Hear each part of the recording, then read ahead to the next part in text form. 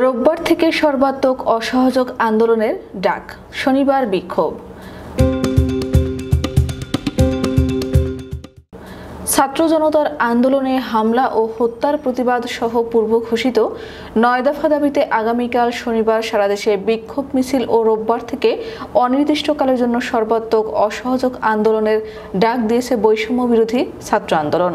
শুক্রবার রাতে সামাজিক যোগাযোগ মাধ্যম ফেসবুক ও এক ভিডিও বার্তায় বৈষম্য বিরোধী ছাত্র আন্দোলনের সমন্বয়ক আসিফ মাহমুদ, আব্দুল হান্নান মাসুদ ও মাহিন সরকার এ কর্মসূচি ঘোষণা দেন।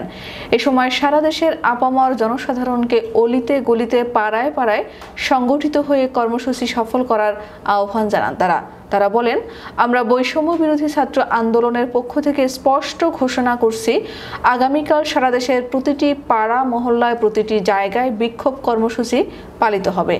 আগামীকালের পর থেকে সর্বাত্মক অসহযোগ আন্দোলন পালিত হবে।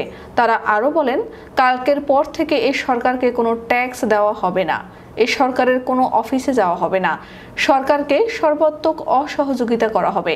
এ সময় তারা গ্যাস বিদ্যুৎ বিল না দেওয়ারও আহ্বান জানান।